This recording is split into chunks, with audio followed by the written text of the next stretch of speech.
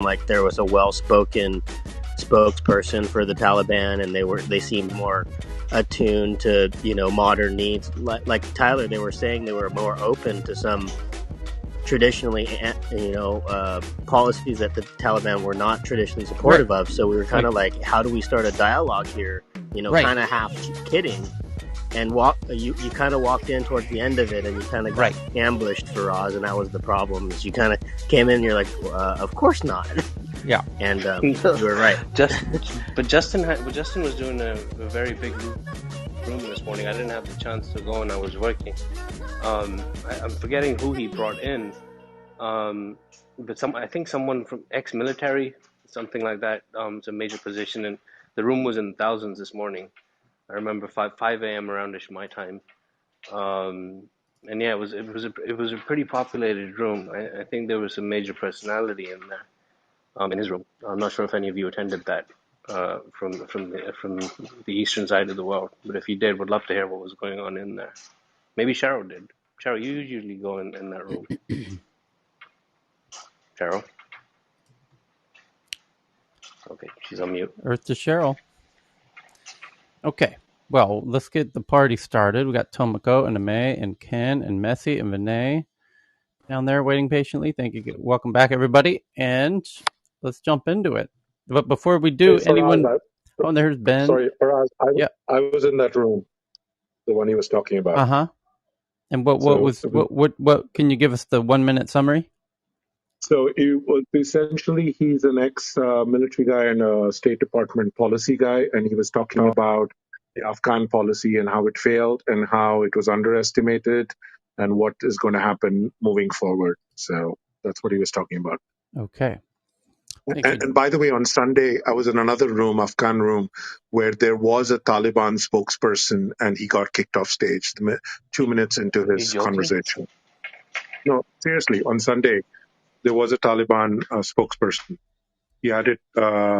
He said, he started the statement with, you guys are talking about all negative stuff. I work with the Taliban. I am talking to the government, and then he got kicked off stage. Weird. And his profile had it as well. Okay. So, let's jump into the big headlines. But before we do, anyone burning with a super hot headline? Open mic for one. Can I just say something? Go ahead, Frost. The biggest headline, of course, is this Taliban thing. Can we not spend half the show talking about that? Because it's you're the one who just brought it up. We're going to get into the headline. Yeah, but I'm just saying because every headline today on every news outlet is going to be about Taliban. So we were using the 5 minutes to talk about it. Yeah. No, I don't really have much. I mean, there might be a tech headline that I doubt it though, because they're kind of notoriously not so strong in the tech side of things. Darn it, I wanted to talk about the Afghanistan tourist spots. The Afghan what? Just joking. I said I wanted to talk about the Afghan tourist ventures that'll be coming, but just joking. Oh yeah, not. So Tyler, there is a tech piece because part of the Chinese investments into Afghanistan, they've been doing it since 2007. But one of the Huawei and the was kicked out of trying to set up the telecom infrastructure, and now guess what? They're probably going to get invited in. They're going to get invited in, and they'll probably set up the internet infrastructure as well. Right. So you'll get China internet. They'll bring in the Huawei 5G, and being friendly with the Taliban. Taliban's like, sure, bring in that giant, bring in that. They're officially recognizing the Taliban government. Yeah. I'm sure you've seen that headline. Yeah. So there's a lot behind that. China Telecom, China Infrastructure, China Construction, China Shore, all of those boys are going to might as well bring the central bank digital currency right along with it. Might be kind of a perfect time. Great opportunity. You guys need a digital currency over here? Bang on. Right. So, you guys need some education? You need China to. land now.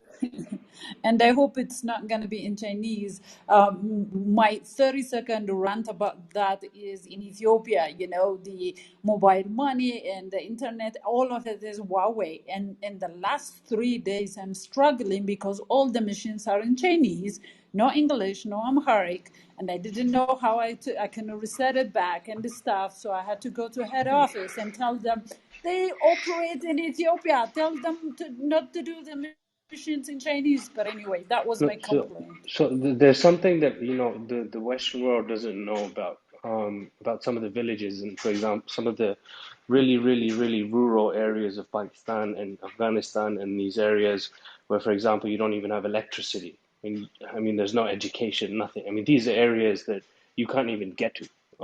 That's how difficult it is to get to these areas, right? And what happens in these areas is the the the women are essentially considered, unfortunately, astaghfirullah, which means God forgive me for saying this, the women are considered a burden on society. That's the way that they're looked at, and that's something that the Taliban plays upon heavily. And what happens there is, and it's happened in Pakistan, and I hate this, and it drives me absolutely crazy. And myself and an older friend and Tyler had a discussion about this in another room once. Tyler, I'm sure you remember the friend.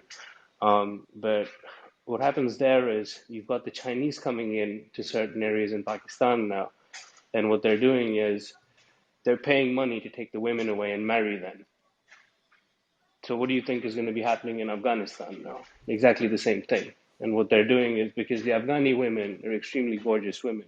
If you look at them if you look at these ladies, they're extremely pretty women, just from the way they look. If you I don't know how to explain this in more depth, but if you look at them from the the poverty-stricken women of Afghanistan are essentially, in my humble opinion, God forgive me for saying this, they're going to be sold to the Chinese for marriage, and the men of the family are going to be living on that money. This is Because what I see happening. China has a lack of women, and Bang, there you go. from And they're doing that in Pakistan, and from the Taliban's yeah, perspective, they have too many yeah, yeah, because they and have it's going to happen. It's happening need for them. That's a weird dynamic in and of itself, which is the the No, it's happening in Pakistan as well. I'm not, and I mean, it's a very shameful thing because I'm Pakistani, but it happens in Pakistan as well, And in you some of the can very rural verify this. areas. You But literally can verify this. if this can happen, Yeah. right, it could be a good thing for the ladies there because the Chinese man takes care of their woman. No, it's, only God knows whether it's a good thing or not, because God knows whether those men are married back home, because they're coming on projects, right? So they come on projects, for example, Huawei or Ah, China Construction might be doing an infrastructure Well, that's project. funny you say that. So they might, I've seen a documentary. DW from Germany is doing fantastic documentaries all over the world and following the Belt and Road very few Initiative. people know about this, by Yeah, the yeah, way. but what the point I was going to make is It's, apparently these Chinese engineers who have to go spend 5 to 10 years building these hydroelectric dams and ports on the Belt and Road Initiative, they have their traditional families back in China, and then they start up these new, yeah, like you said, it's Chinese engineers and Pakistan women, because there's so many Chinese engineers in Pakistan building the Belt and Road Initiative that they start these kind of secondary kind of ghost families in Pakistan. sometimes they take him back. Sometimes they take him back. Sometimes they don't. Sometimes they keep him there. But the point is, most people won't tell you this stuff. Most people won't tell you this stuff, and this is part of the reason I don't go back home. So when the Abraham Accords happened, I was the first to recognize Israel as a Pakistani. I have nothing against India. Most of my best friends are Indian. One of the reasons I don't go back home is because people like me will have a green beam on our heads the second we get back home. It's very normal. But these things happen back home. They happen in Afghanistan, particularly in the mountainous areas, because the mountainous areas of Pakistan, once again, you have some of the most gorgeous women living in those areas in absolutely poor, horrible conditions, and that's where they go. That's where they go because the men of the family are looking to God forgive me for saying this. There's one particular area in Pakistan where literally tents are set up and these women are sold, and the government can't get there because the tribal warfare in that area is so bad that the army can't break through. The army and the police are scared of getting into that area. That's how bad it is. So I'll leave it at that. I apologize for taking over the conversation. That's right. Well, yeah, you're the one who said let's not spend 30 minutes talking about. Okay. Sorry, it just went on a. So I tweeted an article about the Chinese investments in Afghanistan. I just got it. I will tweet it out now, and let me just tweet it, and then I'll read it. Here we go. So it says China has big plans for post-U.S. Afghanistan, and it's worth billions. Beijing just can't wait for the U.S. to get out of the way. And this was dated July 4th, so this is 6 weeks old. But if you read, right? No, it's all. Yeah, but if you read, I'm gonna read. If you read paragraph 6, it actually says the Chinese hope the Taliban will be unifying. It's easier for them to deal with the Taliban than others. Yeah, but that's same in Myanmar. I mean, that's why China has recognized also the military junta in Myanmar, because it's easier for them to control and deal with a small group of financially influential individuals than a regular democracy, which is what Myanmar had before. So this is kind of consistent with, China prefers kind of rogue, coups that they can deal with rather than democracies. So that it's totally consistent. Yeah. They're very easily influential financially to China's interests, which the Burma was not at all. When the democracy came to Burma, all the Chinese infrastructure projects all got frozen, basically.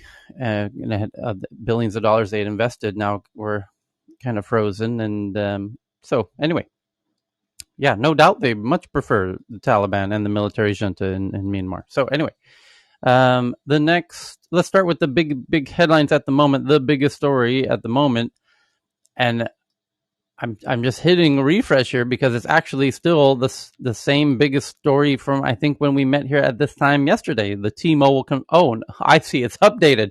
T-Mobile now confirms that hackers gained access to its system. When we met yesterday, the headline was T-Mobile investigates claims that hackers stole data from its servers. And now, as we said here, no, T-Mobile, we can save you that investigation. You were hacked. It's being sold on the dark web. And now the headline today is T-Mobile confirms hackers gained access to its system following reports that sensitive data of over 100 million people was for sale on the dark web. And there you go, T-Mobile.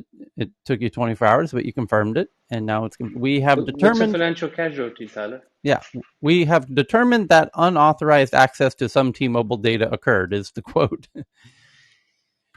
So the really interesting bit is, of the data that is for sale, they're saying that it includes not only the names and social security numbers, but also the device number, the IMEI number of your device. So that is incredible. And by the way, they were selling it for $260,000 for 100 million people, which works out to 2.5 cents per person, which is way below market value for an email list. But this is better than an email list. This is an SMS list. So if you're a marketer, this is insanely valuable data to be able to target people based on their SMS numbers, because those have much higher open rates, visibility rates, and click-through rates than emails do. So, and to have their social security number in America is really egregious. That's an incredibly private number, the kind of your most valuable data point. And with that, you can find all kinds of really interesting data about those individuals for marketing purposes. You can find their credit score. You could really start to make very targeted marketing plans, so that to hackers, this is incredibly valuable data to shady marketers of all types. So it'll be interesting to see what happens there. So that's the first headline. The second biggest headline at this very moment is that Tinder says it will bring its optional ID verification feature, which has been available in Japan since 2019, to all members globally. Told you it was coming. Did I not say it was coming? Have I been saying this is coming, Chris? Cheryl, Cammie, Lakeisha, Jay, come on. Can I get a hallelujah? Can I get an amen? I told you ID verification is coming to all of the social apps in the very near future. And now Tinder's the first that I'm aware of to say this feature has been. Tinder said on Monday that it will make its ID verification feature available globally in the near future. But Tinder did something else as well, right? They most recently started using it for something else too. They allow. Well, no, there was a Norwegian pet adoption place that started making Tinder profiles for their pets, which was a very clever campaign for people. You know, if you're not finding an adorable somebody to hug, you might find a nice, cat. You know, although I don't imagine they'll allow that in the Chinese version of Tinder because that would not help the birth rate. You know, they want you to find a human to connect with. So. The next big article is from, let me tweet out this Tinder one. And the only question is, who's going to be next to announce they're going to do ID verification on all these accounts? And I'm wondering, why did Tinder have a fake ID problem? I'm wondering why they would be the first to jump out with this. The company said it was catfishing.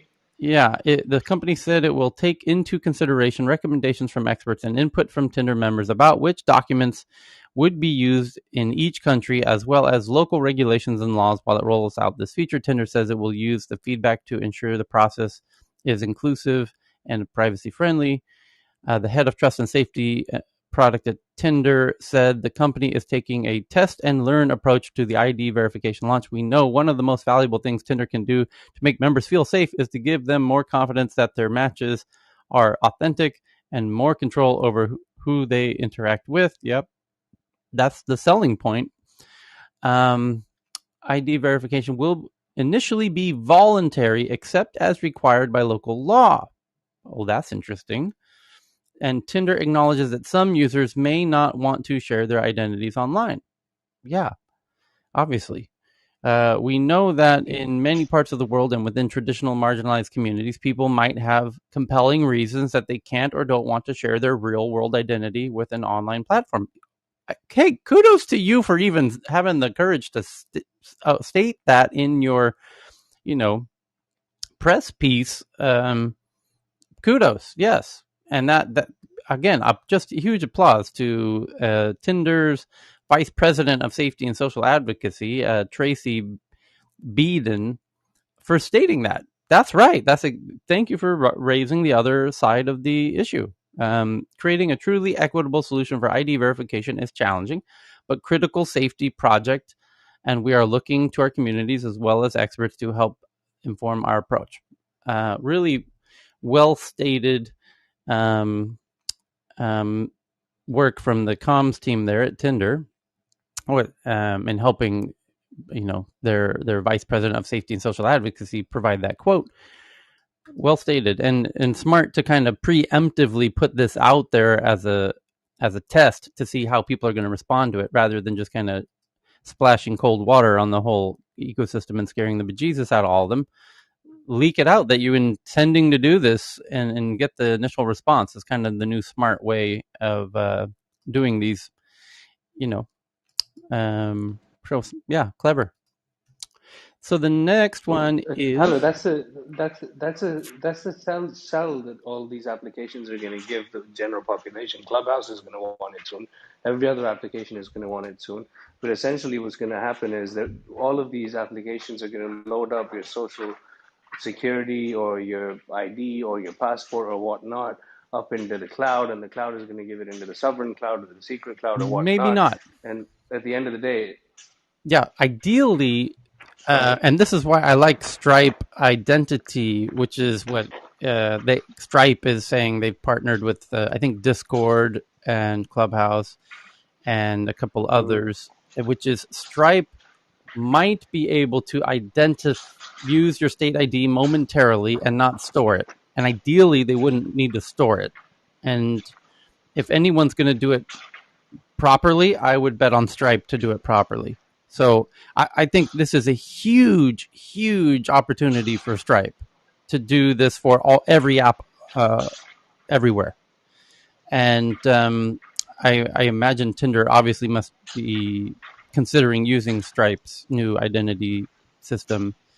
And because in that way, then what's beautiful about that is Stripe might, if anyone's holding the state ID, as you said, either the passport or the driver's license as the state ID, then the app itself is not. So Tinder itself actually doesn't have your state ID, and that's a much preferable scenario, because then the less people who have it, the less people who can be hacked and lose it. Great, let Stripe hold it, and ideally even Stripe doesn't need to hold it long term, and so anyway, but better that one company than every company.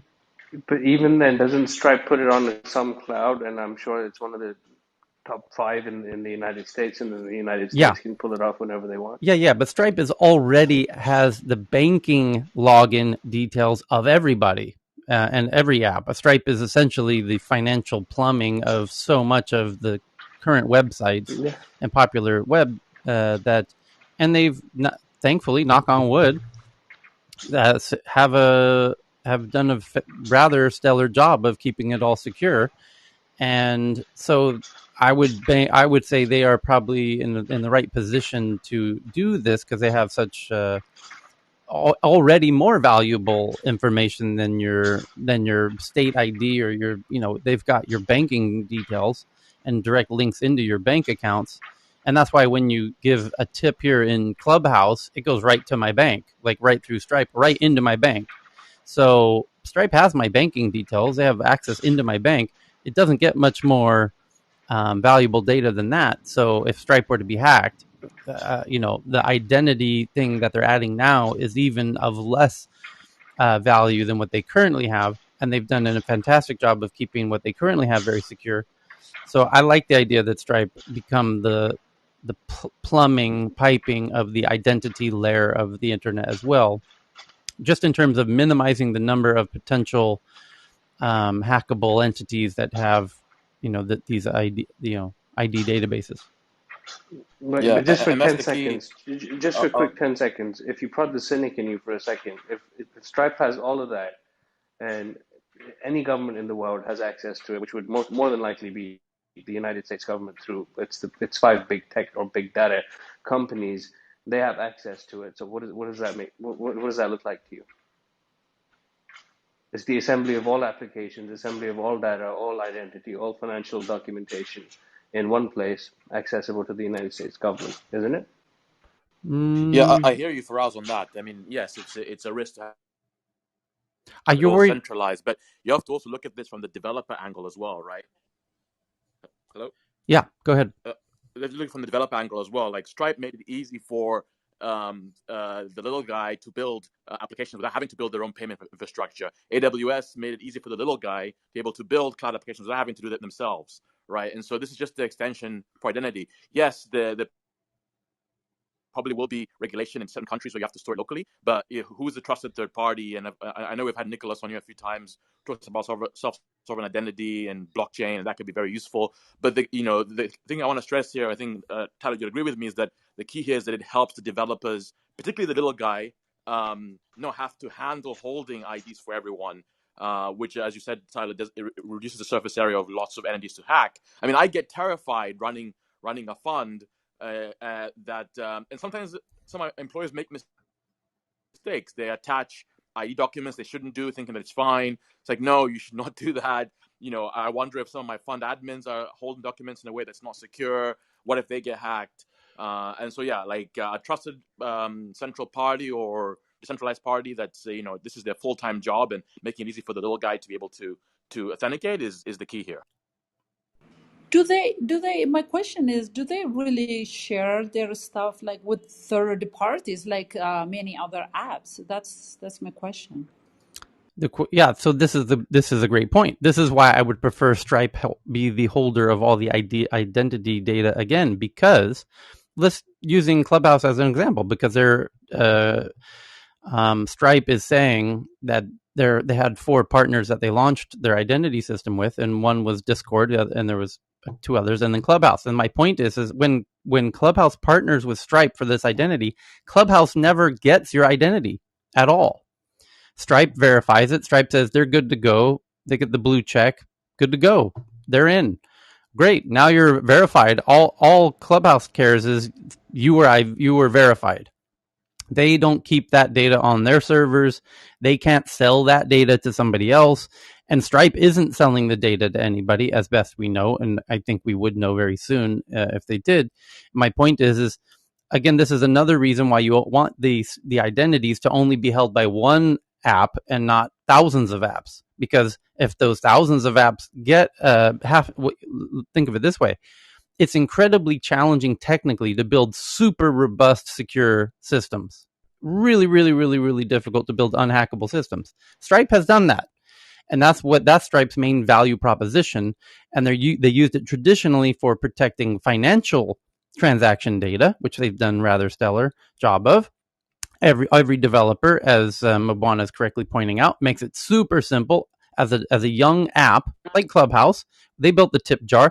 They don't want to have to build the super secure financial infrastructure necessary to prevent people from hacking the tip jar stuff and getting into your bank accounts. That's a very daunting task, and it would derail them from their main mission of building social chat and being the best social chat app. So the point is every app can now focus on what their real core product and services are and not worry about the financial layer. Let Stripe handle all that. Bada boom, plug it in like a Lego brick, click, you're done in 30 minutes.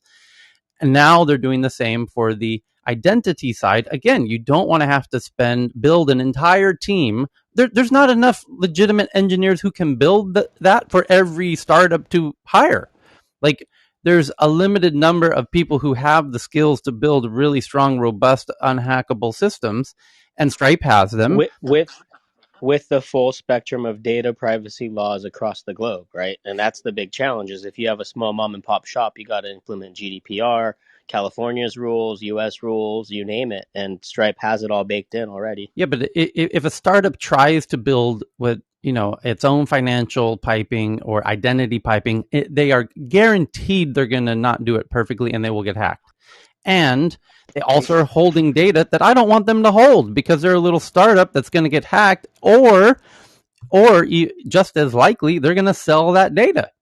And Stripe has such an incredible business model. They don't need to sell your data. That's like of minor concern to them. So they have your financial and your identity. Let them hold it. Let every other app, tiny little mom and pop app who wants to make a little fun, little cute dog walking app, and then the dog walking app wants to add some financial element to it to enable people to do tipping and whatever. Great.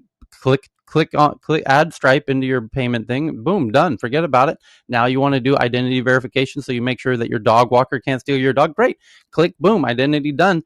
And keep the data out of the dog walking app, and don't let and for two reasons: so that they can't be hacked and so that they can't sell it. Let Stripe hold all of that shit. I really feel like that would be, from a geek perspective, it's a win-win for everybody. So yeah, but I completely agree with you, and I'm not going to waste your time on this anymore. But your point though is, where I'm coming from. From your perspective, you're 100% correct. But if Stripe is uploading it all onto AWS and the CIA walks into AWS's offices in the United States tomorrow morning and says, access, please, they're going to give it, which means everyone's IDs, everyone's data, no matter where it is in the world, is going to the CIA. Tyler, does Stripe also have the banking license? I imagine, yes. That's a great question. I imagine they do. They must. So that's their main play.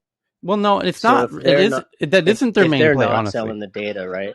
No, they're not. They're definitely not selling the data. But here's what but what I mean is, so the big challenge with so the Fed's number one job is to balance this crazy money supply, right? Like the 20x growth, that half of them is going to default, et cetera, et cetera.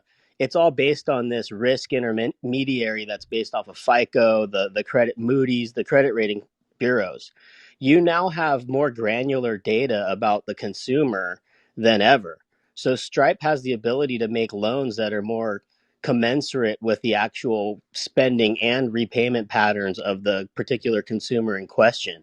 So what I'm getting at is, if I'm the Fed, I want companies like Stripe to eliminate all the bogus loans, all the overextension of credit, the things that created the 2008 bubble, etc. And you need this granular data that you had to go aggregate from 10 different places in the past. And none of it was as accurate as what Stripe and Klarna and Square and everybody else can get in an instant, And I'll shut up now, but that's kind of what I'm getting at is they're not selling this data. They've been very pure about it because they realize the real prize is in being able to lend direct federal funds and being able to make multiples off of the deposits they get. Okay. So the next story is quite an interesting one. And hardcore geeks will remember this. The headlines from Mashable and many others reporting, USA Today and Forbes and everybody, The Verge, and Yik Yak, the app that creates anonymous message boards for users within a 5-mile radius, returns to the US in the iOS App Store after its 2017 shutdown. And they basically it's a geographic message board system. Again, it only works within your geography of 5 miles, and it's a anonymous chat rooms. And they were really focused when they were growing initially. They got funding from Sequoia, I remember, and they shut down because it's fully anonymous, and people were just spouting all kinds of Nazi shit, and as fully anonymous systems tend to devolve very quickly, and people start, I don't know what somebody needs to come up with a terminology of, where when people feel like they're truly anonymous, they start, they're a lot of really negative behaviors start happening in mass. They use it as a way to vent, and scream and shout and do all kinds of nasty behaviors. So it says the original version of Yik Yak was around for only a few years, 2013 to 2017, but it made a major impact, for better or worse. It was growing like crazy. And then all of a sudden, because they were focused on universities, just like Facebook originally grew through universities, and they were kind of aping that, growth strategy of hitting young students. And that a lot of apps have done that over the years. A lot of them successfully. Yik Yak was doing that very successfully until all of a sudden students started complaining that they were being attacked, right? Somebody said something racist to me. Somebody said something sexist to me. And if you know the university landscape in America in the past few years, students are more sensitive than ever about being attacked, like people say, using microaggressions, let alone overtly racist or sexist comments. So the students who felt they were being attacked go to the university and say, hey, this app is active on your campus. You need to shut it down. Students are being attacked. There's being racist and sexist things and all kinds of things being said on this app. And they're essentially targeting the students as, where they're trying to grow this app. And so it all got shut down in 2017. And so the fact that it's back is quite interesting, and it makes me wonder, are they, perhaps it's the identity authentication that allows them to return, because you could still be anonymous to all the other users on the app, but at least the app knows if you start spouting, racist or, misogynistic or, sexist comments, the fact that you are identified is probably going to prevent that right from the start. Yeah. Like, so I was going to put forward, Tyler, incognito insanity as a proposal for your question. Yeah. Like how to phrase how people behave differently when they're truly anonymous. That's a good one. So anyway, this says, there was 2 students. Every school had a Yik Yak community, once valued at $400 million. The app stuttered in 2017, with some of its engineering talent being bought by the payment service Square. It's unclear who is behind the app now, and Mashable has asked the app for clarifications. The anonymity the app afforded, however, predictably led to bullying, harassment, and threats. The fun bits of college gossip and random posting, however, were often drowned out by kids frankly just being mean. And Mashable reached out to Yik Yak asking about new version of the app. It did not immediately receive response. The app's website does have a lengthy section on community guardrails, which indicates it aims to tighten restrictions this go round. Yeah, obviously you got to do something different. The guardrails outlaw sharing personal. They outlaw sharing personal information, bullying, harassment, promoting self-harm, bigotry threats, and a number of other types of posts. Here's the quote: Yik Yak is where communities. Oh, this is from their website. Yik Yak is where communities are free to be authentic, equal, and empowered to connect with people nearby. The website reads, so that all yakkers can enjoy the ride. We've set up some guardrails for your safety. There's something about having a place to post anonymously online. It can be interesting to hear what people say, unbound from their in real life identity, but enforcing community guidelines is difficult. Effective content moderation is difficult as hell and requires sound judgment. It remains to be seen what Yik Yak will look like in 2021, but the app is in fact back for better or worse. And I wonder if somebody can download it, does it have you do identity verification? Because of Stripe identity, that isn't something that was essentially impossible for apps to be able to do previously. And now it exists, and it's incredibly simple to do now. This is a huge fundamental change. And this could, just like the smartphone changed social behaviors, just like this identity provable, authenticated identities will now make some products and services possible that previously were not. And what I mean by that is Yik Yak died, even though they had the backing of Sequoia. And they died because it was truly anonymous. And my point is, it could come back now that identity verification is possible. Everyone knows that everybody in the system is actually has their state IDs tied. They are known entities.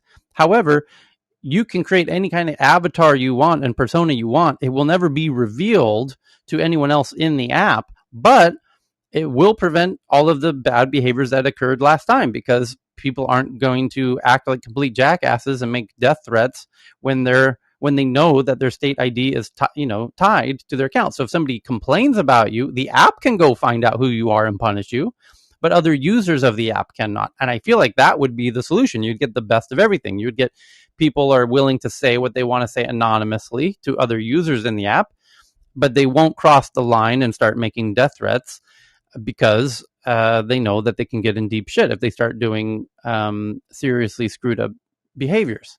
So I imagine that might be why it's back. And not only that, I keep mentioning the rental, everybody renting all of their stuff in their garages and in their homes to each other. That was really not possible until now, because now you have identity verification baked in if you want it through Stripe identity. Now you don't have to worry about who borrowed your lawnmower, because the app knows who did. You don't have to worry about that. If they run off with it, that the app can hold them responsible. That was not possible until about a month ago when Stripe Identity launched. So this is kind of my point.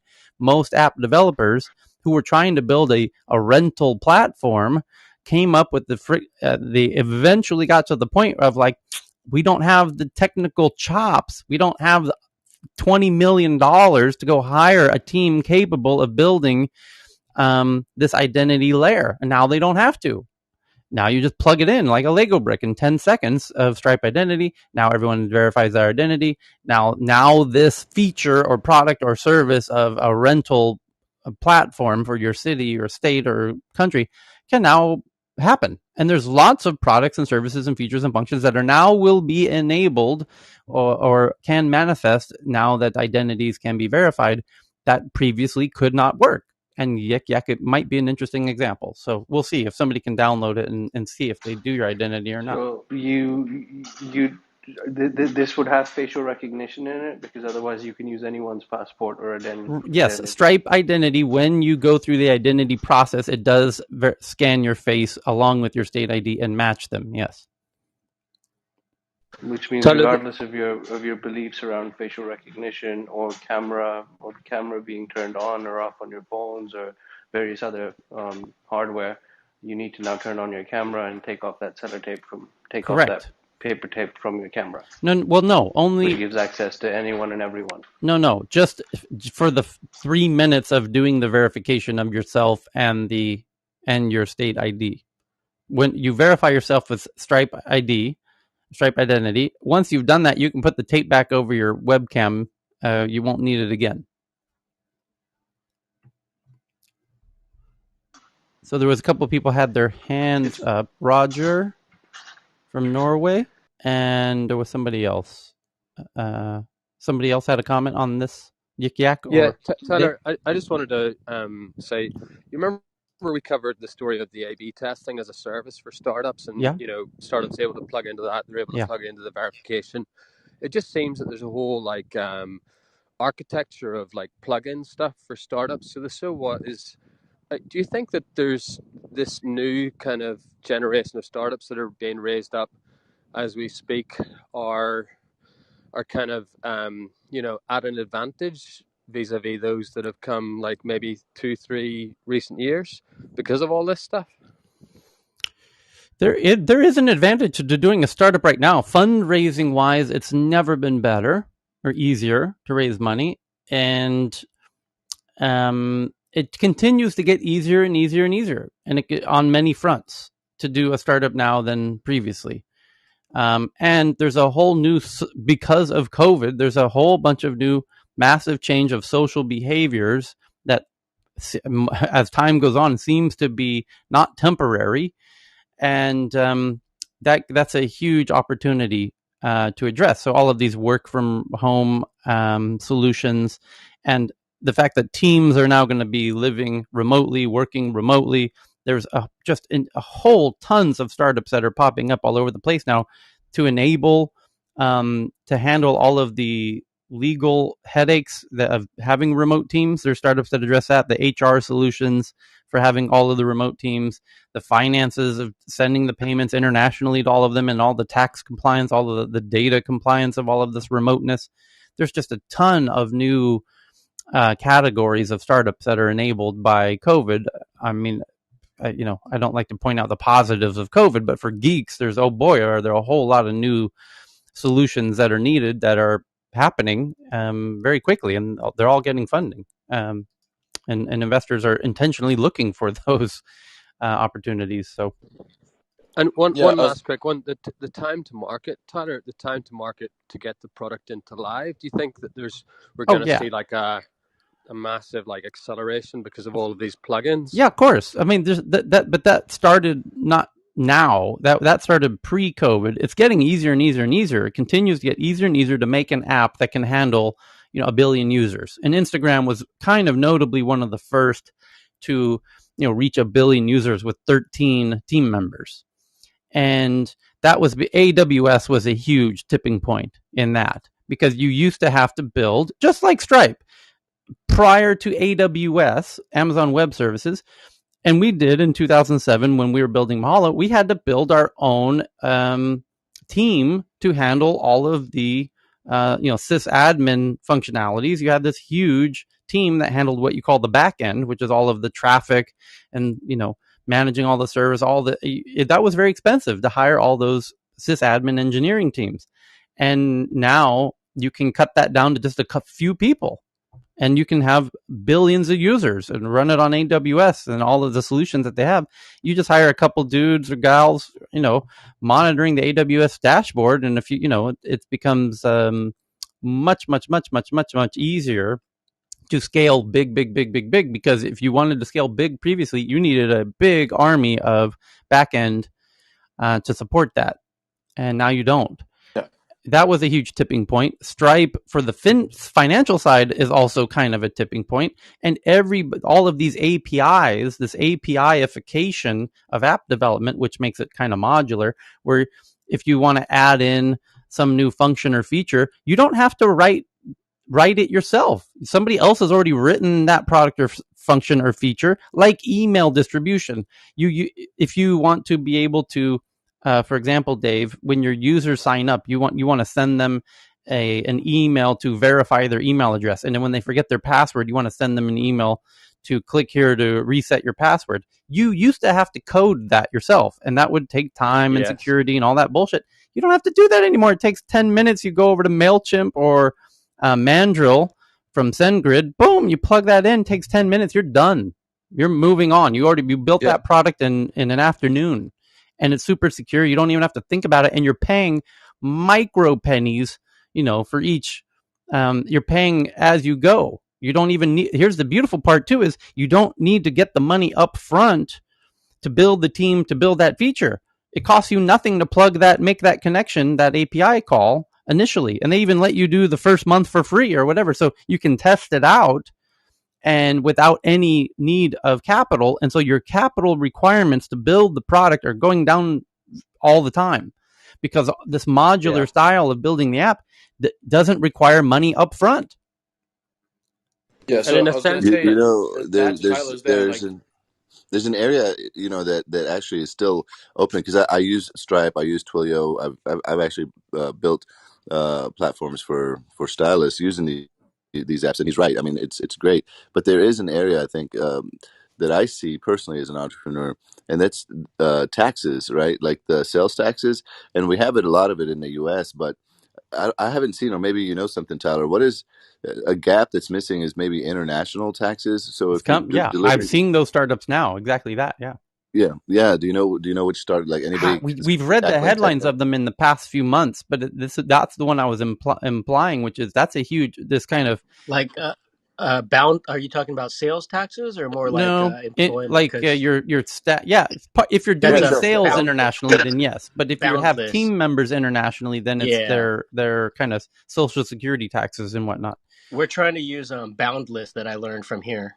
Somebody mentioned Boundless in this room, and they do international cross-border, like basically the HR or the payment of taxes. So that's like a huge shortcut.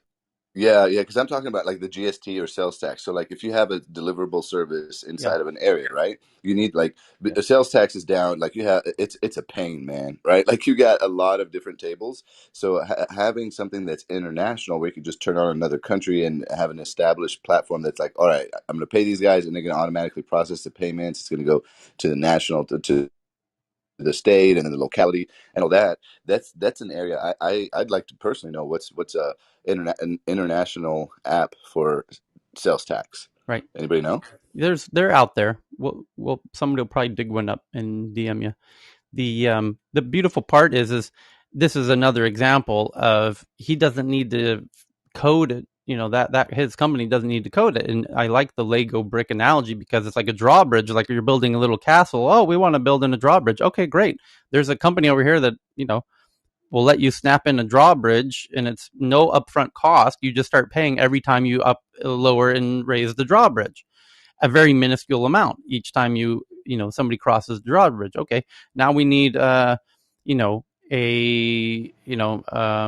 other function, a moat around our castle. Okay, great. Well, there's another company over here that makes moats. You just plug it in, boom, and you don't have to pay anything except every time someone falls in the moat, then they get they charge you a penny. Okay, great. You continue to build your Lego ecosystem, your castle, by plugging everything in without having to build it all, which is very slow, very expensive, very difficult.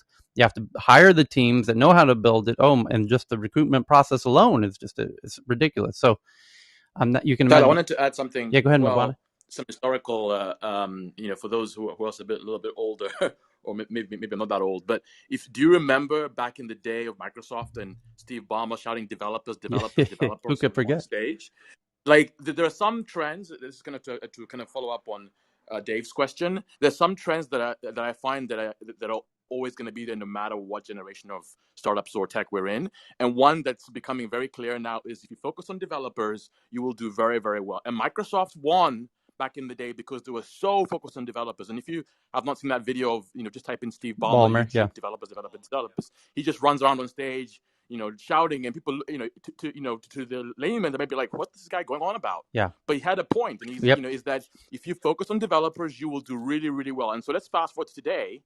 And I remember when Patrick Collison visited Kenya, and he was kind of looking at all. This is Patrick Collison on Stripe, looking at visiting startups. People were just when he visited all these tech hubs and all these engineers, they were just so inspired by how developer friendly Stripe was. Right? They were like, it inspired a whole new developers to build.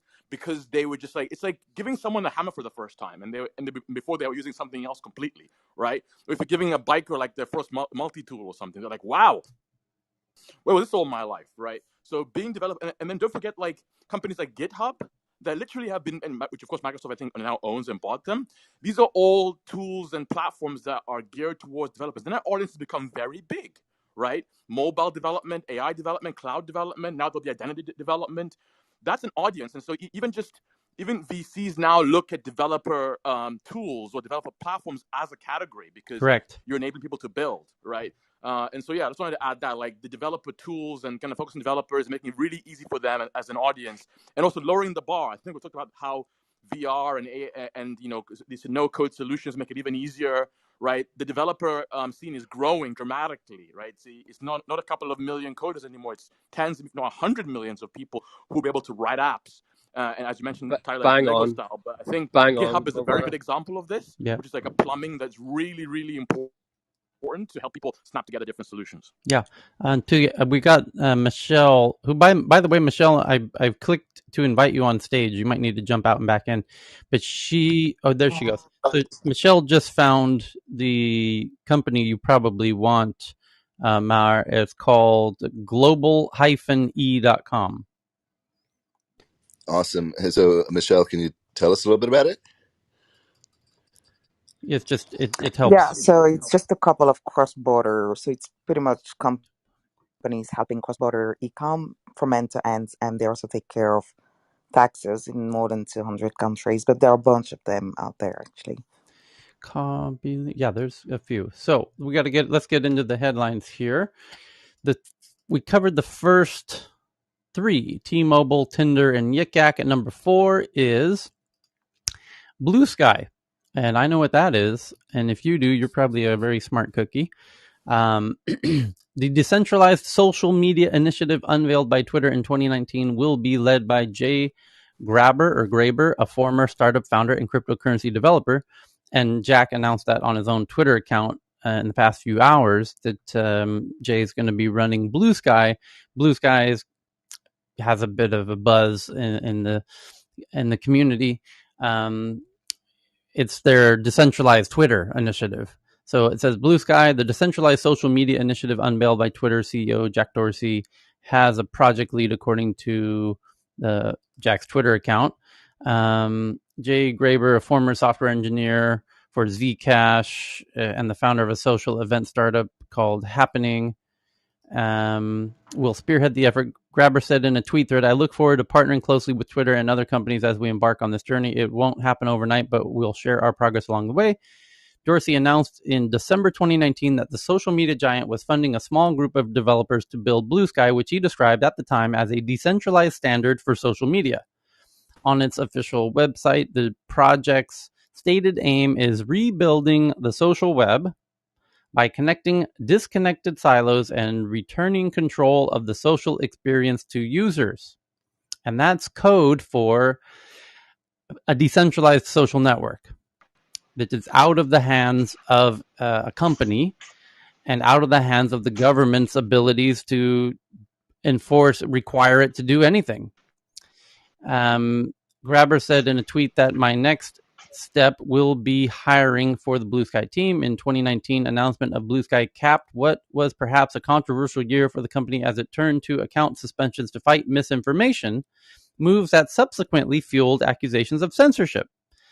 Less than a year after Blue Sky announced, Dorsey appeared before the Senate committee alongside Facebook CEO Mark Zuckerberg, who faced criticism. And this is precisely why Jack would feel compelled to make the solution, because he doesn't like going in front of the Senate hearings to explain why they canceled accounts. In fact, there was a headline yesterday that they just had to suspend the main opposition party in India, and now they just re-brought his account back on, and they don't like having to play this crazy games of suspending accounts and putting them back, and it just opens up a huge Pandora's box of headaches and endless government. Can you imagine how many thousands of emails they're dealing with every day around suspending accounts and unsuspending accounts? And it's just never ending.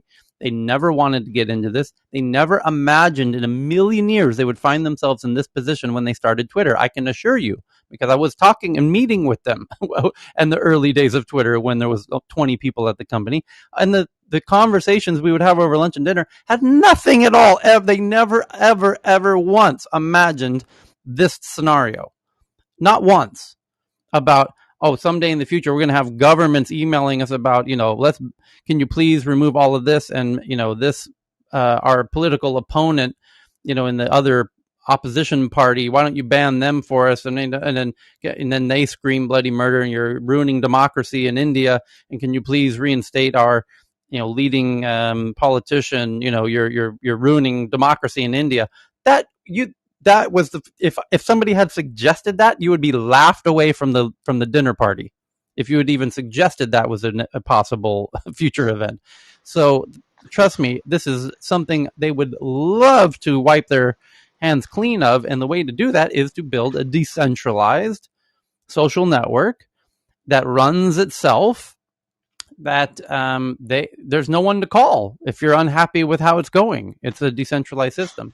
So same with Bitcoin. Who do you call if you're not happy with how Bitcoin's going, by the way? Well, you can call the company you went on and off of the blockchain with if you decided to go through them in the first place. You didn't have to. I mean, you can get directly into Bitcoin, with very light, without a whole lot of interference.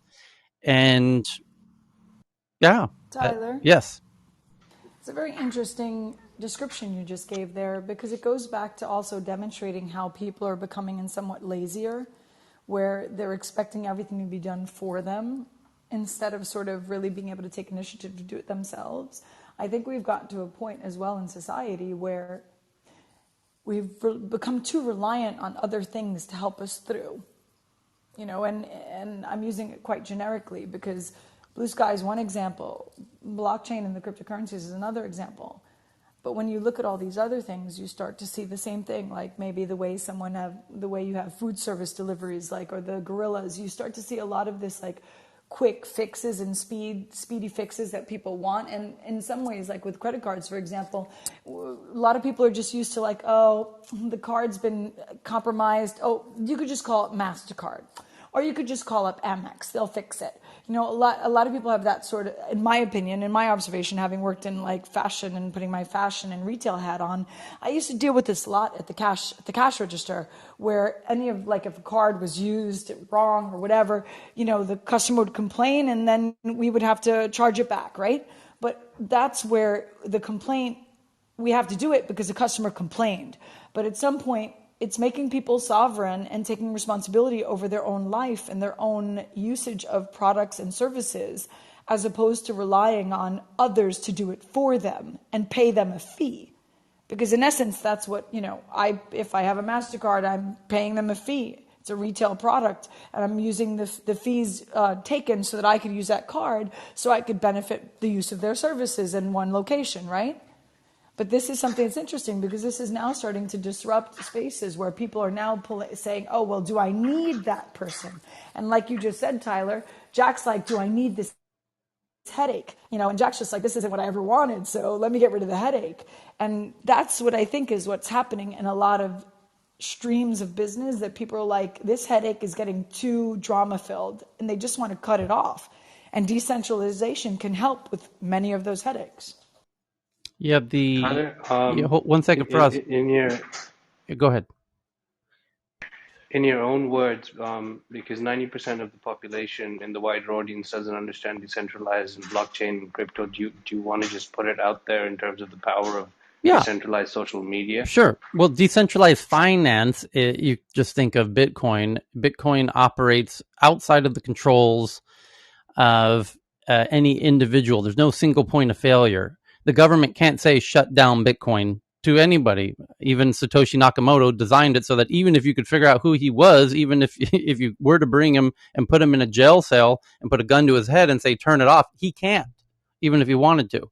And that was built that way by design. That's the whole fucking point of it, actually, is that you can't shut it down even if you wanted to, even with the gun to Satoshi Nakamoto's head, whoever that might be.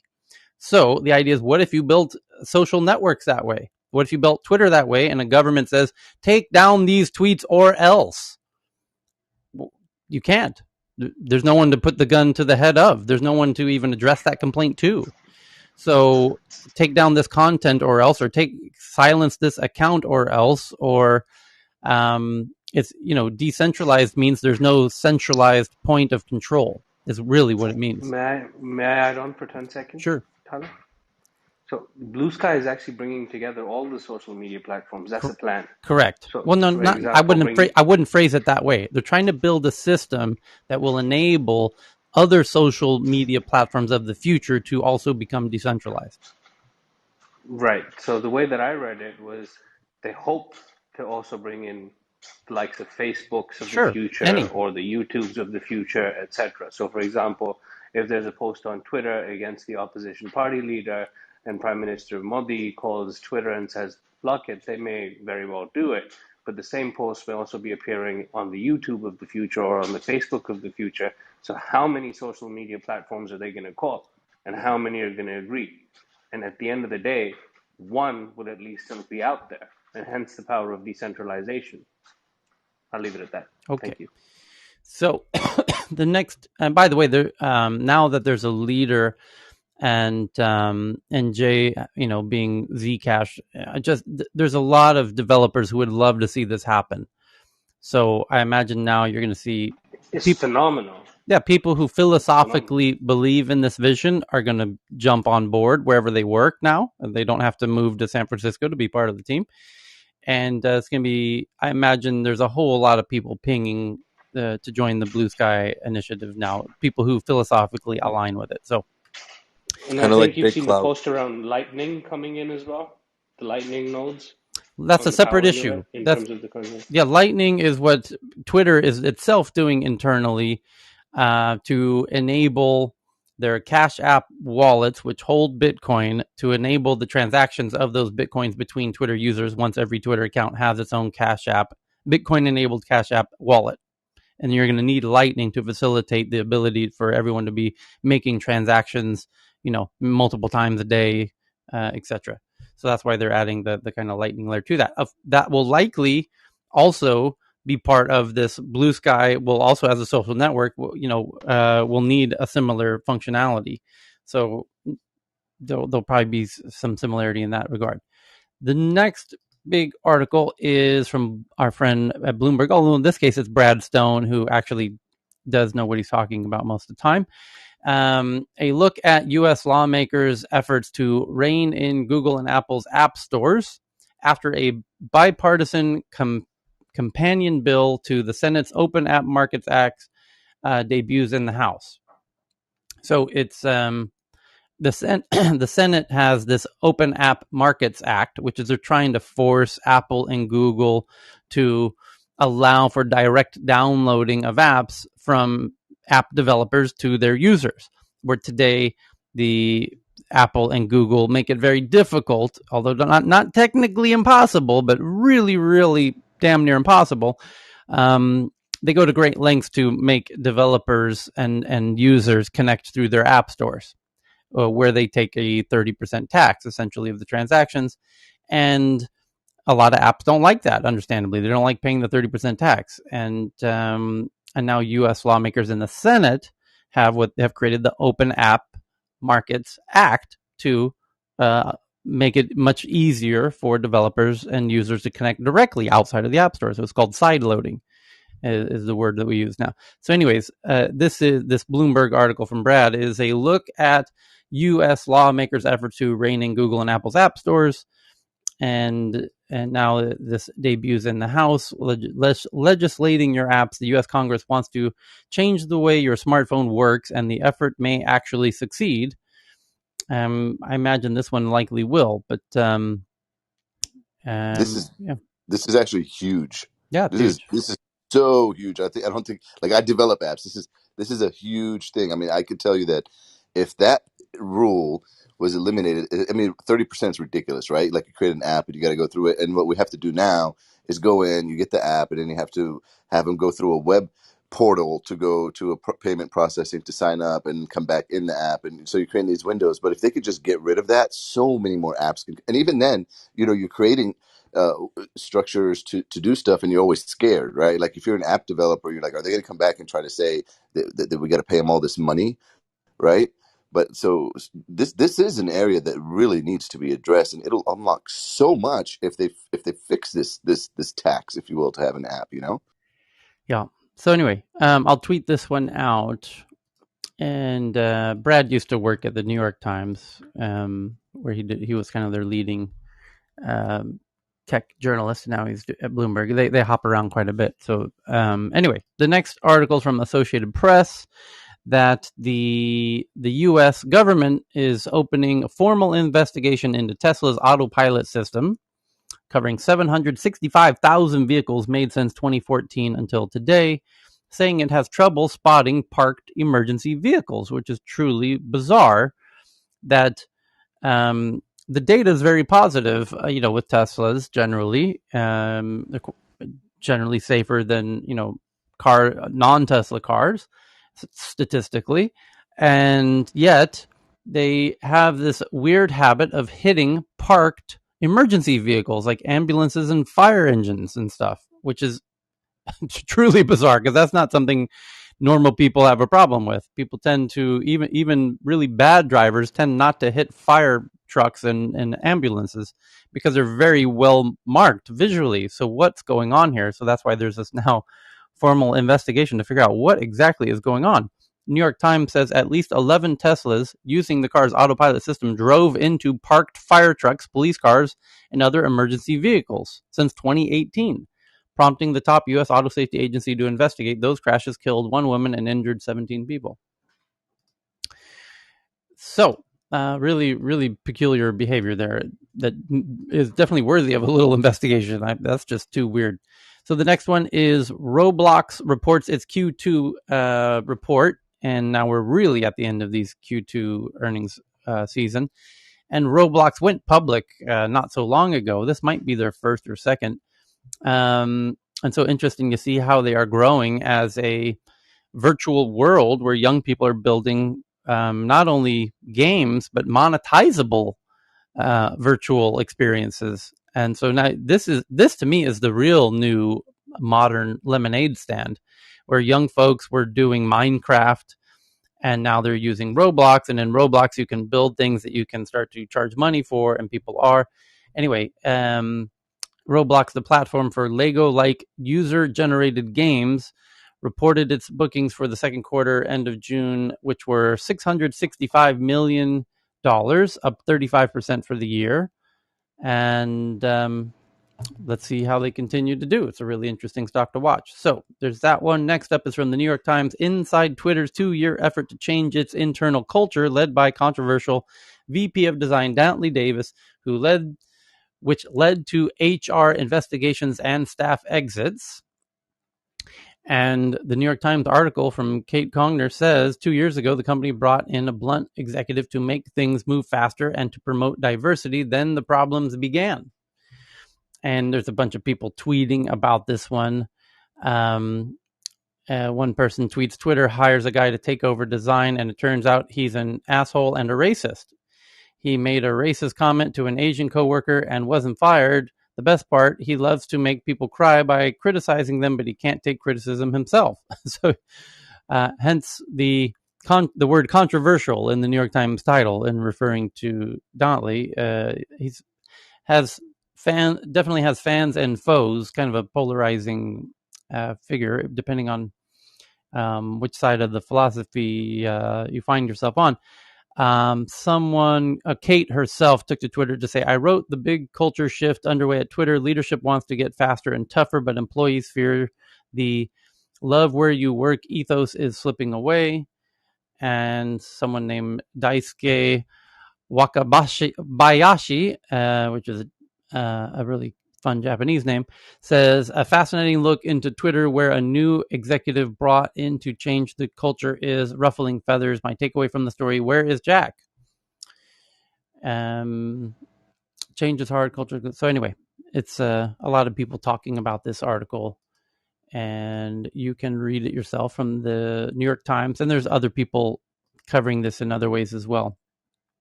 So the next stories from Forbes. I'll look at Coinbase Ventures, which has backed 150 companies over 3 years, writes mostly seed checks of $50,000 to $250,000, and does not have any full-time staff, and makes a lot of sense. They can see which companies are doing interesting things in the crypto space, and they can even help decide who are winners. They can be kind of winner makers by bringing them on the Coinbase platform. So why not invest in them early, knowing you might bring them on later, where by bringing them on, it adds tremendous value. They're not at all the first to pioneer that idea. Every big company with huge reach does the same. Like when I was meeting with Starbucks for my own startup, Starbucks knew if they added me as one of their new features, in that it would make my company worth 10 times more. So they invest in the company before they bring it in, because then they invest, it's worth 10 times more. They just made a whole ton of money. All big companies can do this, and many of them do. So Coinbase Ventures is obviously in a good position to make companies very valuable by adding them to the Coinbase platform. So why as well make it a venture team to invest in those companies before you bring them on and add all that value to those companies. The next one's from Bloomberg. Google and Facebook say they will participate in a subsea cable system linking Japan, Singapore, Taiwan, Guam, Philippines, Indonesia, and more, launching in 2024. And Facebook is also planning to expand the To Africa undersea cable network in Africa, bringing the total landings to 35 touch points around the coast of Africa in 26 countries. And Facebook and Amazon asked the FCC for approval for a new undersea data cable between the Philippines and California, intending to start next year. And you notice there was one company between all three of those, which was Facebook. Facebook is tremendously interested in bringing international cables undersea to Asia, Africa, the US, everywhere. A very strong infrastructure play going on there, which has a lot of interesting issues to consider in all of that. So the next big article is from Wired, which is Apple and Google's vague and inconsistent policies around hookup apps can harm the LGBTQ people, especially those in countries with explicitly anti-LGBTQ laws. Silicon Valley should get out of the business of regulating sexually explicit content. Its actions against not safe for work material put marginalized groups at even more risk, according to Wired. And some Mike on Twitter says the LGBTQ are bearing the brunt of Apple's recent app crackdown, particularly in conservative areas where multiple apps are vital to evade entrapment. Apple's policy changes in particular sweep far broader than they cover. So interesting article from Wired here. Click. Boom, boom, boom. There we go. Okay, next one is Automatic, run by Matt Mullenweg, who I consider a friend. Matt is deservedly of the title of one of the nicest people in all of tech. He's just an absolute sweetheart of a guy. And I don't think he's ever declined an invitation to speak at one of my events. God bless him. He's just an absolute sweetheart. He built WordPress, and the parent company is called Automatic, where they've done quite a few acquisitions lately, including Tumblr. And Automatic closed new fundraising round of $288 million in February and recently completed a $250 million share buyback aimed at current and ex-employees at a valuation of $7.5 billion, which means they probably have some interesting ideas in store where they're buying back current and ex-employees' shares because they know the price of the company is going to go up soon, so might as well acquire all of those shares of people who don't yet understand the value of the company. Kind of clever. Matt himself took to Twitter to say some belated news and some timely news on the latest. And then our mutual friend Peter Pham in Santa Monica says, gotta love, well, he's actually in Manhattan Beach. Gotta love Matt Mullenweg, just out there building up and to the right. And Matt, if you ever have the chance to meet Matt from WordPress, do go say hi. He's one of the most down-to-earth, approachable, sweetheart people you will meet in any industry, let alone tech. So the next article is from TechCrunch about a company called Tropic, which helps streamline software procurement, raises $25 million Series A, says it passed $250 million in managed spend and 1,200 vendors. a look at camera stitches in the new Android 12 operating system that's coming out soon, an accessibility feature that lets users control their devices using only facial movements, which might be handy if you have your phone in your car while you're driving. I wonder if, I know it's obviously intended for accessibility uses, for people who might be paralyzed, but could be great for other use cases as well. Norwegian startup called Gelato becomes Norway's newest unicorn, raising $240 million at a $1 billion valuation. And what else? Oh, the DHS, Department of Homeland Security, contemplates using private companies to analyze public social media after the intelligence community failed to identify threats that led to January 6th violence. And yeah, of course they're doing that, but honestly, they've been doing this for a very long time. All the government agencies are all using private companies to help them do data analysis on all kinds of social media platforms. This is hardly newsworthy. But they're announcing it very publicly that they're doing this. Is the difference. So the other headlines, sources seeking greater control. The Chinese government took a stake. This is an interesting one. It's the Information, which is doing kind of investigative journalism, say they have sources that seeking greater control, the Chinese government took a stake and a board seat in TikTok in April, and they now have one of the 3 board seats. And now the Economic Times and Reuters holds local licenses. Yeah, so now Reuters, I told you yesterday, we covered this headline when we met here in our last meeting about 14 hours ago, when it was breaking news, that the Information says they have sources that the CCP now has a board seat on TikTok. And there's only 3 board seats, so that's a ridiculous amount of power that the government now has in TikTok. So I said, they're claiming they have sources. Now other publications need to go try and verify these sources so that it's not just one publication, a very small one, the Information, who says they have these sources. And now the Economic Times headline says China said to take board seat of TikTok, and Reuters says, ByteDance says, so Reuters contacted TikTok to verify this. And so now the Reuters headline says that TikTok says China holds local licenses in response to media report. So not doesn't seem like they're totally verifying it internally yet. New is TikTok owner ByteDance an arm of the Chinese government? All signs point to yes, basically. And this could have this could lead to TikTok being banned in the US, honestly, with the Chinese government having one of 3 board seats. That could be problematic in the US for TikTok. So we'll see how that shakes out.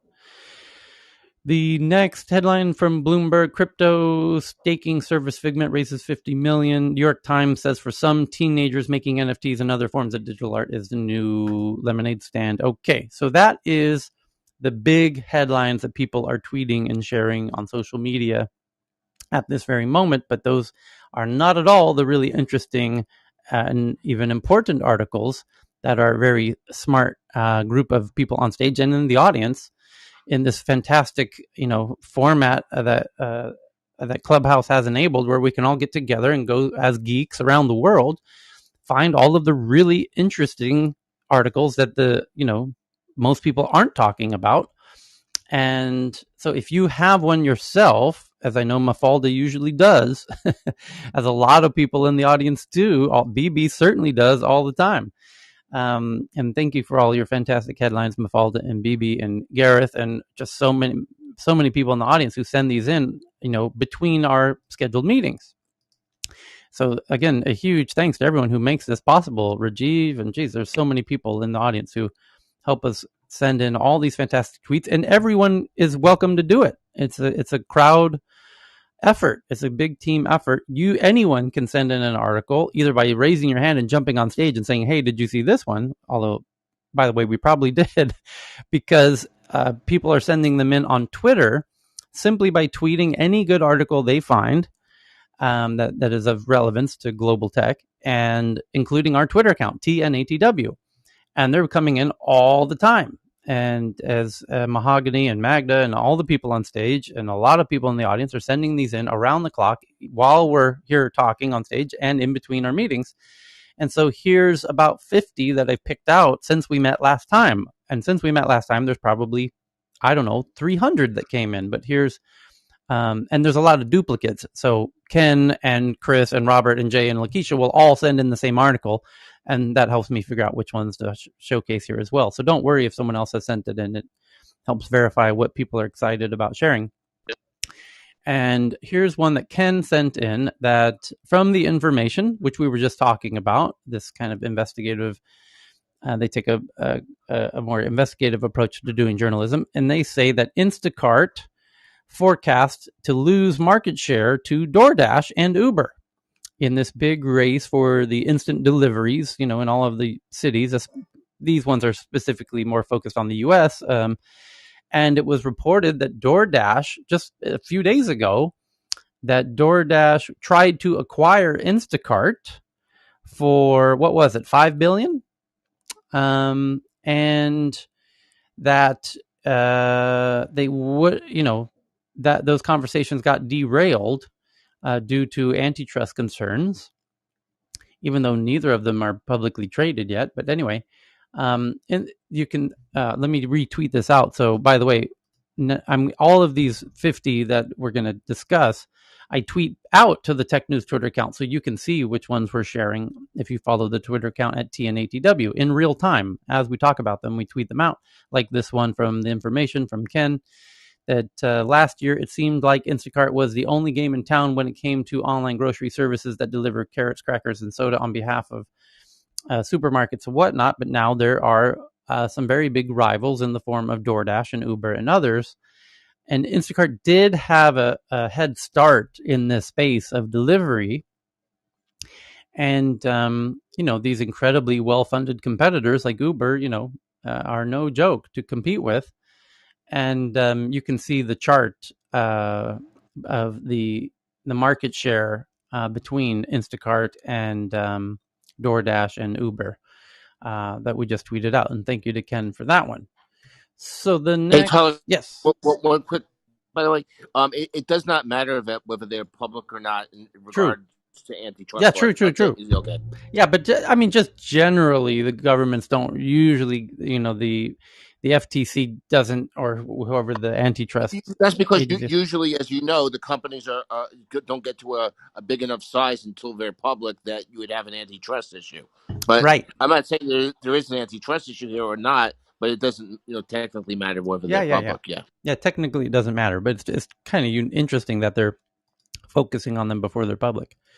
So the next big one's from Evan about one of the electronic little scooters that are so popular now everywhere, and for getting around the cities. There's one called Spin, and Spin's electric scooters are now coming to Google Maps, is the headline.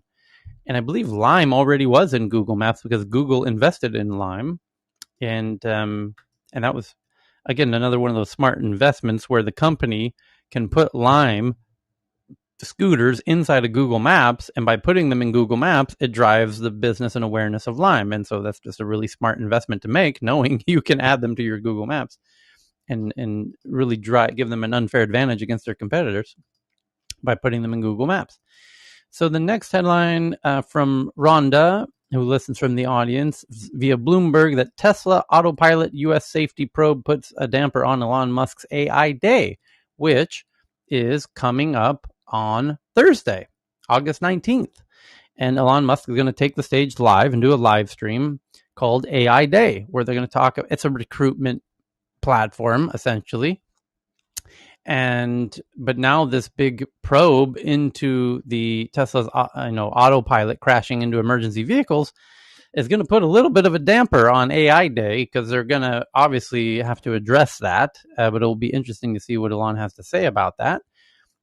But hopefully that won't cancel the event. And we will live stream that event, just as we did the Battery Day event, and now with the AI Day event. It'll be very curious to see what it's all about. But make no mistake, it's kind of knowing how Elon is actually rather transparent about this. The fact that Battery Day and these AI Day events are recruitment campaigns of a sort, where he wants to showcase everything they're doing.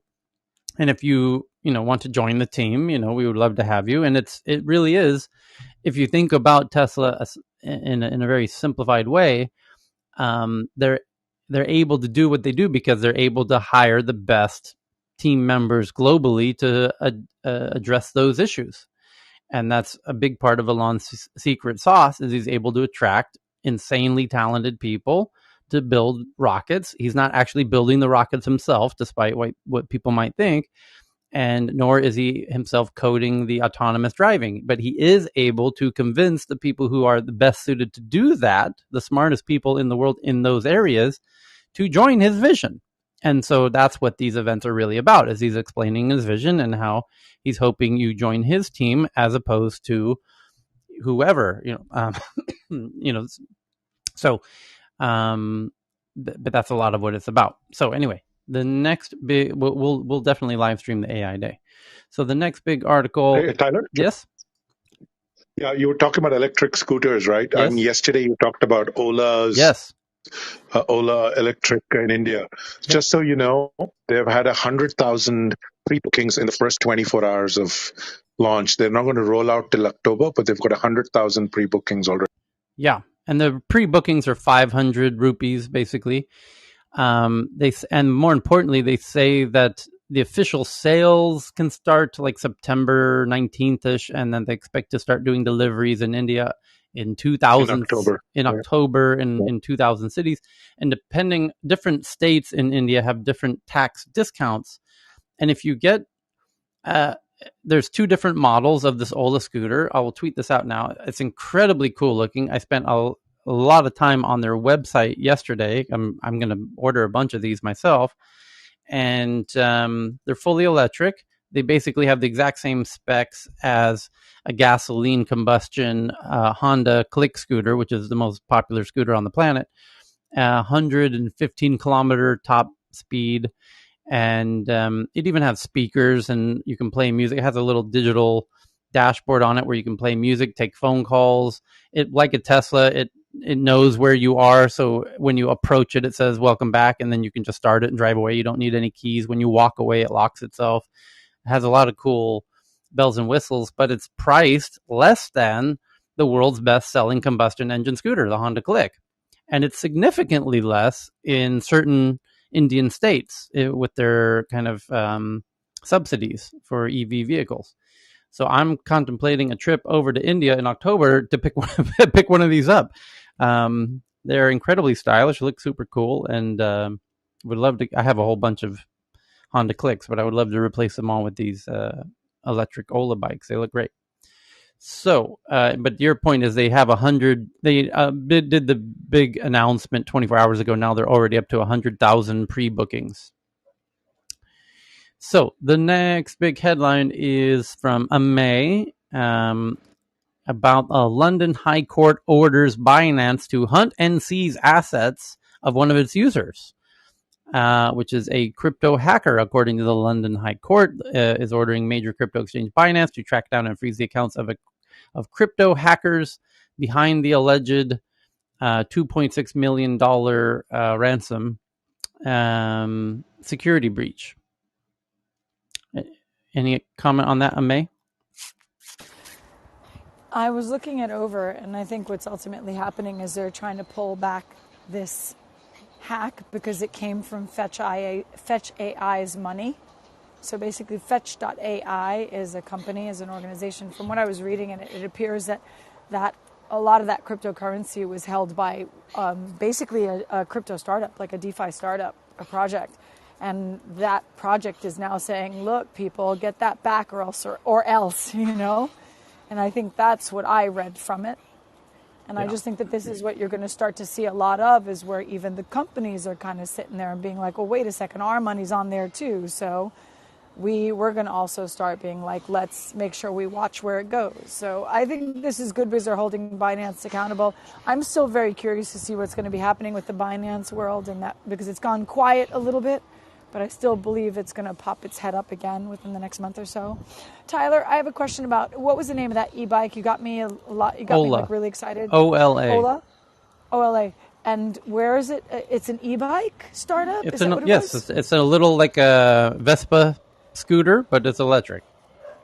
Yeah, I'm just wondering, there's a couple of those in Amsterdam. There's an Indian startup, e-bike startup here that was testing something out here, and I'm wondering if it's the same company. But it sounds familiar. That's why when you said it's called, I had one from Amsterdam at my event in Sweden 3 years ago. It was like a fully electric one. Although I didn't really like how it looked. I love the concept, but I think the style is what I look for. The style of just how they look. Yeah, this one's super cool looking. It's called olaelectric.com is the website. And they've got a lot of videos, and they've got 10 different colors to choose from, and it's really clever. Are they doing pre-orders? Yes, right now. They just had 100,000 pre-orders in the last 24 hours.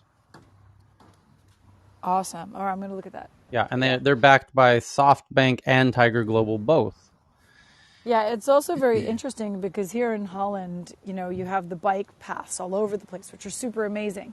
But you need a driver's license for the scooters. And like one of the scooters is a lower kilometer than the other scooter. But those e-bikes can go on the bike paths, which is kind of nice because then you could take them anywhere you want to go for a ride. I'm curious how long they last. They go 180 kilometers per charge. Got it. So that's pretty tight though, because when you look at it, I know that the Dutch are really about sharing scooters and sharing economy and electric bikes. So I'm quite curious to see because the style isn't always usually here, but I'm curious to see what Ola looks like. So you've got me olaelectric.com. Yeah, you can see olaelectric.com. Okay, cool. Thanks. And I'm wondering how's Ola Electric getting away, because Ola is a huge ride sharing app here too. So is this like I was looking at their website. I don't see a relation between them, but how are they getting? That's going to probably be an issue. You got Ola Electric Bike. Instantly, everybody here in India is going to be like, okay, is that Ola, the company, the huge ride share company? It is the same company. It's a spin-off. It's a division. It's the same founders. Okay, so it's the same guys. Okay. I was just taking that. Yeah, and they bought the scooter design. Essentially, they bought from another startup, and then they just kind of internalized it under their own brand and everything. And then they have the access to the capital. They understand the huge market opportunity, and this pre-order of 100,000 pre-orders really quantifies the market demand for this. And so they're going to probably be doing this as part of their Ola ride sharing. Their Ola ride sharing app is probably right. So you'll have yes, because when you start investigating this Ola scooter, of course you can buy one yourself. By the way, this gets really interesting super quickly. Watch this, because when you start drilling into the website, as I spent an hour on the website yesterday because I'm planning to order a bunch of these, because it's like a Tesla. It's like if Tesla made a scooter. Basically, that's what it is. And what happens when you have that is the scooter has accounts. And so you have an app and you can unlock the scooter with an app. And can you see where this is going? So now you have scooters all over the town, and it's already built into this very popular app in India called the Ola app, the ride sharing app. And now you can find the scooters all over the city. They are, just like the little micro mobility scooters that go, 18 kilometers per hour. Well, this bike goes 140 kilometers per hour. I'm sorry, 115. So you can really understand how these will be everywhere. By the way, if you buy one and you park it somewhere, can somebody rent it? That's the interesting question. That's why I think they're going with it, right? Because they are. I think that is where they're going with it, because now they're basically pushing the capital requirements onto you. You're buying all the bikes. When you're not riding the bike, somebody else can rent it from you. They make the money from that rental anyways. And now that you're paying for their development of all of these bikes, they don't have the endless capital to build all of these bikes themselves and take the financial risk of it. You take all the financial risk. You buy the bike yourself. That's great. The reason the bike is actually affordable is because they're able to sell it to you at their cost, because they're going to make their money later when you start letting other people rent the bike and they get a little piece of that. Yeah, that's going to be huge, because I mean, Ola is as big as Uber here. Like you know, in the US, we're like, say Uber, Ola is like, is well known as Uber all across India. Yeah, it's really genius. And the other thing it will do is force all of the other bike companies to become electric rather quickly, because they now see with the 100,000 pre-orders that there's a huge market for this. The problem is the biggest bike company, Asia runs on these little bikes. More so as you get into Southeast Asia, like somebody mentioned yesterday, Vietnam. Vietnam is almost exclusively these little bikes.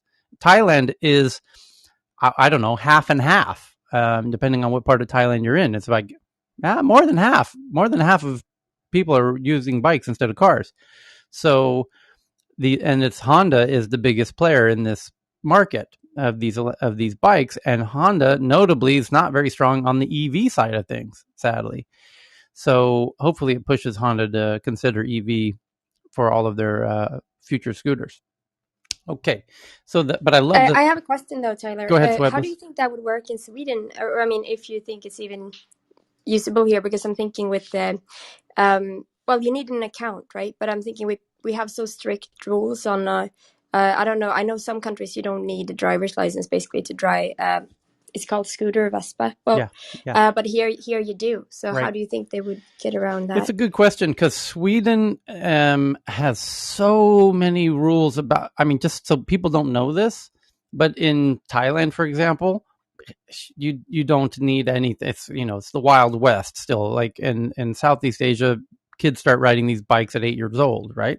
So in Sweden, people don't know this, but it is incredibly difficult to get a driver's license for a car, where you have to go through this really regimented process, like a school that takes time and money, and they treat it incredibly seriously.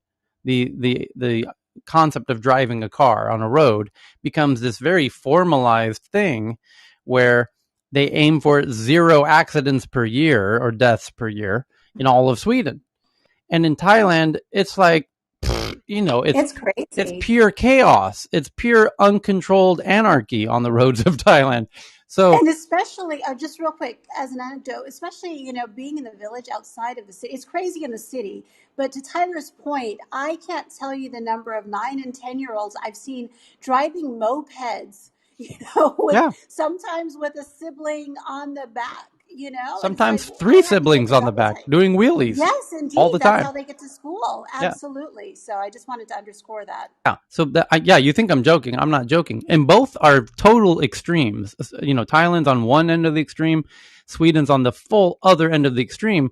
Where here in Thailand, you see people not only sitting in the back of trucks, you see them sitting on the top of trucks, like where above the driver of the truck, you have people sitting up there quite regularly with no seatbelts or nothing. And if they have to come to a quick stop, that person becomes part of the pavement very quickly. So, in Sweden, this would be when Swedish friends visit Thailand, they're just kind of overwhelmed of what they're witnessing, the lack of kind of regulations around driving. And to your point, Swedbliss, I don't know that this will work in Sweden, because you're going to, as usual, need all of the right papers and the rules and you'll need to be trained on how to ride a scooter. And so not everyone can ride a scooter. You have to go to scooter school for, 20 years before you're allowed to ride the scooter. So how's that going to work? You need a license. You need a license in Singapore to ride a scooter. Right. And Japan too. Japan, you just need a driver's license, and then you automatically qualify for the scooter. Right. So might not be coming anytime soon. Yep. The next, it looks cute. I saw the colors. Looks very cute. Yeah. They had them in Germany, though, by the way. Berlin had one called Coop for a long time. Are they still there? Anyone from Berlin? Who lives in Berlin? Somebody in the audience does. Maria does. Maria, can you tell us, are the Coop scooters still going in Berlin? For some reason, I thought they had to shut down. And they were electric also, by the way. You know what's so crazy? I wish Cal were here, because back in 2008, 2009, when we were at Best Buy, we were getting into the EV space, the electric bike space. But again, we were probably, well, clearly 10, 15 years too early. I mean, even within the company, people are like, why would we sell bikes? Why would we sell healthcare tech? You know, but we were too fast. But clearly there's a need and a market. These e-scooters will need charging point too, right? Even if those developing Southeast Asia places, they need the charging point in order to be able to implement this, right? Basically, it's just scooter without gas, right? Just correct. electric. Well, no, not just that. It's got a computer in it and Bluetooth and Wi-Fi and speakers and accounts, and your ties. Is it autonomous? No, not autonomous, but it ties to your phone. So the point is, you can build a network of them. So if you see one on the street, you just click in your app, unlock, and then you can start riding it. Oh, yeah. Okay. So it's like the e-bike that you see in many of those places, and then you can just pick up and drop in another location. Right, but they're owned by people. Yeah, owned by people. Right. Oh, sharing economy. Right. That's nice. That's very good. Yeah, now you got it. So then the next headline is actually a tweet from someone named Catherine Shu, who just found out inside of her version of TikTok that TikTok is, I'm tweeting this out now so you can see it. Hold on here. Did I tweet it already? There it goes. Yep. And you can see it from our Twitter account, and it shows how TikTok, as she says in her tweet, TikTok moving quickly to become a fully integrated shoppable e-commerce experience. Storefronts and product links in beta with two big googly eyes. And you can see the screenshots she's tweeting from inside of TikTok now, where it shows a TikTok photo of a lady with a little white leatherish bag. And now that bag is clickable.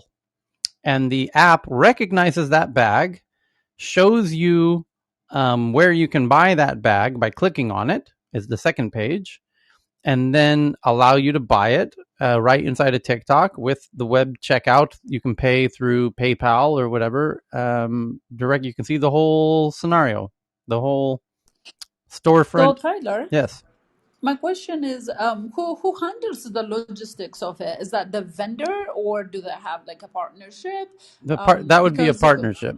So it's mainly in the US, it's Shopify who's doing all these partnerships. Okay. I don't know if I don't know if TikTok partnered with Shopify, but basically all the American social media platforms have, like Pinterest. Yes, TikTok partners with Shopify too. Okay. Yeah, announced it in because February. I think one of the challenges here in Ethiopia is like, I mean, there isn't any kind of regulatory framework for e-commerce, but there are some startups that are trying to get started, even have been around for a while. But one of the biggest challenges is the logistics part of it. Like, especially, there are some creative fashion designers that they get buyers in the US, but it would take 2 months to send them like through DHL and things like that. So there are a lot of challenges with logistics even within the country. So that's all I was wondering. Yeah. Yep. So the next big headline is from this is yours, Dan. The Australia, talking about energy giant AGL record loss has supercharged the end of coal in Australia and called into question the Morrison government's commitment to expanding gas. Dan Miller. Sorry about that. Switching to my headphone. Right. Yeah, it's kind of exciting in that it's what's happening in Australia is what just happened in the United States, where these coal companies are going bankrupt because it's not economic. Even though the government's still fighting, it's just like our government was fighting to keep them alive, and they couldn't do it. And the same things are happening now in Australia, and will happen later this decade in the U.S. for natural gas, and probably in Australia as well. I'm not sure about that. So that was an interesting article, because I've only been hearing about how the government's propping it up. The other article is in The Guardian about greenhouse gas emissions. There's a leaked UN report. Everyone probably heard about the released UN report last week on the physical sciences about where climate change is and where it's going. And now they're working on another report about what to do, like how much do we have to cut our emissions. And someone leaked a draft version of the report before it gets watered down by all the approval process, and saying we have to peak emissions within 4 years, which we should have peaked them like 4 years ago, of course, and also that people would have to actually cut energy use and change lifestyles in order to meet less meat eating, less UVs, all that kind of stuff is pointed out here. And it's true, by the way, we really do need to do those things, even though we're not even considering doing most of the things we really need to do. So we'll see if that has any impact and whether we start acting. We're doing a lot more talking about it. That's good. But now we actually have to put the policies in place. So anyway, those are the two stories okay. that I sent over your way. Mm-hmm. Dan, I read an article that says, don't think that if you drive an EV, you are a good person, because it is still worse than driving less or not driving at all. Okay. Yeah, that's obvious. But it's better than driving a fossil fuel car, even if you charge it in an area that's mostly fossil fuel electricity. Because it's so much, but this is something people don't realize, is that in an internal combustion engine car, which we call an ICE car for internal combustion engine, when you burn the gas, you immediately lose half the energy to heat. That's why your engine gets hot, right? And so it's very inefficient. Only 1% of the energy in the gasoline goes to actually moving you, and 10% goes to move the car. So it's very, very inefficient process. EVs, about 80% of the energy from the wind and solar, hopefully, that you're using to power the car, or the electricity that you're using to charge the batteries, goes to turning the wheels. And so that's a far more efficient process, and that's why, even though you might power it with coal-powered electricity, it's still a more efficient car. Now, of course, it's better in a place like California, which has much cleaner grid, and then you're even having less impact. But you're right, it's still making stuff, and there's still issues about consumption and making cars. No matter how green the car is, it still takes fossil fuels to mine the metals and all that stuff. So, yeah, it's better to ride a bike, no question about it. Dan, I just tweeted out a Bloomberg article, and I didn't get a chance to read much of it, but for the ignorance like me, perhaps you can comment a little bit on it.